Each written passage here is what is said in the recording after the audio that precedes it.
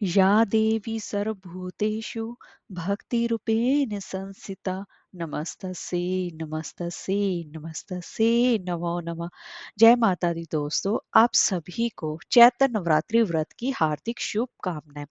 चैत्र नवरात्र के प्रथम दिन माँ दुर्गा के 9 स्वरूपों में से पहला स्वरूप माँ शैलपुत्री की पूजा उपासना की जाती है और साथ ही साथ इन नवरात्रि के व्रत किए जाते हैं और साथ ही व्रत कथा सुनने का भी विधान है। तो दोस्तों, आज की इस वीडियो में मैं आपको नवरात्रि के व्रत कथाओं में से एक व्रत कथा का रसपान कराने जा रही हूँ। तो चलिए वीडियो शुरू करते हैं। कथा के अनुसार एक समय बृहस्पति जी ने ब्रह्मा जी के समक्ष चैत्र वैश्विन मास के शुक्ल पक्ष में पड़ने वाले नवरात्र के महत्व जानने की इच्छा जताई। उन्होंने कहा, इस व्रत का क्या फल है और इसे किस प्रकार किया जाता है। सबसे पहले इस व्रत को किसने किया, ये सब विस्तार पूर्वक कहिए। बृहस्पति जी के प्रश्न का जवाब देते हुए ब्रह्मा जी ने कहा, हे बृहस्पति, प्राणियों की हित की इच्छा से तुमने बहुत अच्छा प्रश्न किया है। जो इंसान मनोरथ पूर्ण करने वाली माँ दुर्गा, महादेव, सूर्य नारायण का ध्यान करता है वे धन्य है। ये नवरात्र व्रत संपूर्ण कामनाओं को पूर्ण करने वाला है। इस व्रत को करने से पुत्र सुख, धन, विद्या और सुख मिलता है। इस व्रत को करने से रोग दूर हो जाता है, घर में समृद्धि की भी वृद्धि होती है और बाज को भी पुत्र की प्राप्ति होती है। समस्त पापों से छुटकारा मिलता है। जो मनुष्य से नवरात्र व्रत को नहीं करता वह अनेक दुखों को भोगता है। यदि व्रत करने वाला मनुष्य सारे दिन का उपवास ना कर सके तो एक समय भोजन करे और 10 दिन बांधवों सहित नवरात्र व्रत की कथा का श्रवण करे। हे बृहस्पति, जिसने पहले से महाव्रत को किया वे कथा मैं तुम्हें सुनाता हूँ। ब्रह्मा जी बोले, प्राचीन काल में मनोहर नगर में एक पीठित नाम का एक अनाथ ब्राह्मण रहता था। वह माँ दुर्गा का अनन्य भक्त था। उसे संपूर्ण सद्गुणों से युक्त सुमति नाम की एक अत्यंत सुंदर कन्या उत्पन्न हुई। वह कन्या अपने पिता के घर में अपनी सहेलियों के साथ क्रीड़ा करती हुई इस प्रकार बढ़ने लगी, जैसे कि शुक्ल पक्ष में चंद्रमा की कला बढ़ती है। उसका पिता प्रतिदिन जब दुर्गा माता की पूजा करके होम किया करता, उस समय वह नियम से वहां उपस्थित रहती। एक दिन सुमति भगवती के पूजन में उपस्थित नहीं हुई। उसके पिता को पुत्री की ऐसी असावधान सावधानी देकर क्रोध आया। वह पुत्री से कहने लगा, अरे दुष्ट पुत्री, आज तूने भगवती का पूजन नहीं किया, इस कारण मैं किसी कुष्ठ रोगी या दरिद्र मनुष्य के साथ तेरा विवाह करूंगा। पिता की बात सुनकर सुमिति को बड़ा ही दुख हुआ और पिता से कहने लगी, हे पिताजी, मैं आपकी कन्या हूं तथा सब तरह आपके अधीन हूँ। जैसी आपकी इच्छा वैसा ही करो, चाहे राजा से, चाहे कुष्ठी से, चाहे दरिद्र से, जिसके साथ चाहे मेरा विवाह करना चाहो तो करा दो, पर वही होगा जो मेरे भाग्य में लिखा है। क्योंकि कर्म करना मनुष्य के अधीन है, पर फल देना ईश्वर के अधीन है। कन्या की निर्भरता से कहे वचन सुनकर उस ब्राह्मण ने क्रोधित हो अपनी कन्या का विवाह एक कुष्ठी के साथ कर दिया और अत्यंत क्रोधित हो पुत्री से कहने लगा, हे पुत्री, अपने कर्म का फल भोगो, देखो भाग्य के भरोसे रहकर क्या करती हो। पिता के ऐसे कटु वचनों को सुन सुमति मन में विचार करने लगी, आहो मेरा बड़ा दुर्भाग्य है जिससे मुझे ऐसा पति मिला। इस तरह अपने दुख का विचार करती हुई वह कन्या अपने पति के साथ वन में चली गई और डरावने कुशा युक्त उस निर्जन वन में उन्होंने वह रात बड़े ही कष्ट से व्यतीत की।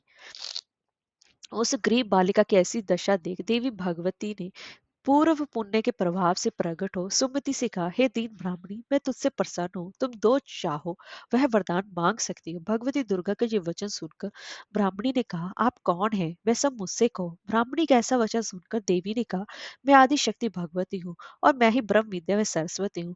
प्रसन्न होने पर मैं प्राणियों का दुख दूर कर उनको सुख प्रदान करती हूँ। हे ब्राह्मणी, मैं तुझ पर तेरे पूर्व जन्म के पुण्य के प्रभाव से अत्यंत ही प्रसन्न हूँ। तुम्हारे पूर्व जन्म का वृतांत सुनाती हूँ, ध्यान पूर्वक सुनना। तो पूर्व जन्म में निषाद की स्त्री थी और अति पतिव्रता थी। एक दिन तेरे पति निषाद ने चोरी की। चोरी करने के कारण तुम दोनों को सिपाहियों ने पकड़ लिया और जेल खाने में कैद कर लिया।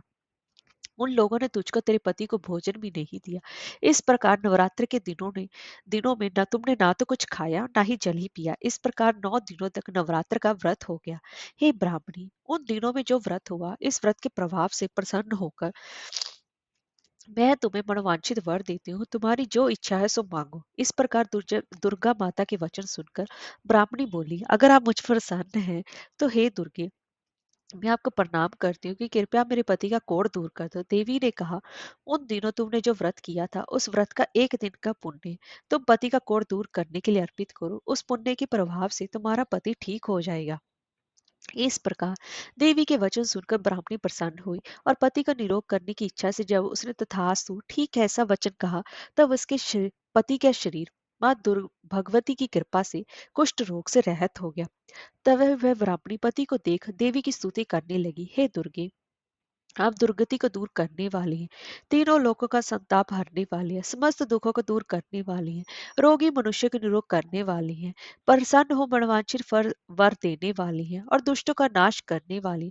हे अम्बे, मुझे निरपराध अबला को मेरे पिता ने कुष्ठी मनुष्य के साथ विवाह कर घर से निकाल दिया। पिता से तिरस्कृत निर्जन वन में विचर रही हूँ। आपने मेरे इस विपदा से उद्धार किया है देवी, मैं आपको प्रणाम करती हूँ, मेरी रक्षा करो।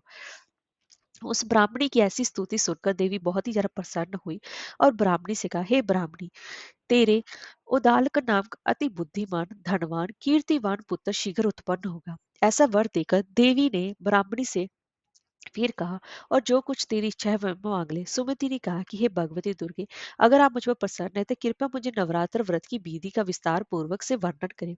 ब्राह्मणी के वचन सुनकर माँ दुर्गा ने कहा, हे ब्राह्मणी, मैं तुम्हें संपूर्ण पापों का नाश करने वाले नवरात्र व्रत की विधि बतलाती हूँ। चैत्र मास के शुक्ल पक्ष की प्रतिपदा से लेकर 9 दिन तक व्रत करें। यदि दिन भर व्रत ना कर सके तो एक समय भोजन करें। शुभ मुहूर्त में घट स्थापन करें। वाटिका बनाकर उनको प्रतिदिन जल से सींचें। महाकाली, महालक्ष्मी, माँ सरस्वती की मूर्तियां स्थापित कर उनकी विधि सहित पूजा करें। बिजोरा के फल से अर्घ देने से रूप की प्राप्ति होती है। जायफल से अर्घ देने पर कीर्ति, दाग से कार्य की सिद्धि होती है। आंवले से सुख की प्राप्ति और केले से अर्घ देने से आभूषणों की प्राप्ति होती है। इस प्रकार पुष्पों व फलों से अर्घ देकर व्रत समाप्त होने पर 90 दिन विधि विधान हवन करें। खांड, घी, गेहूं, शहद, जौ, तिल, बिल्व यानी कि बेल, नारियल, दाग और कदम्ब जैसी विभिन्न सामग्रियों से हवन करें।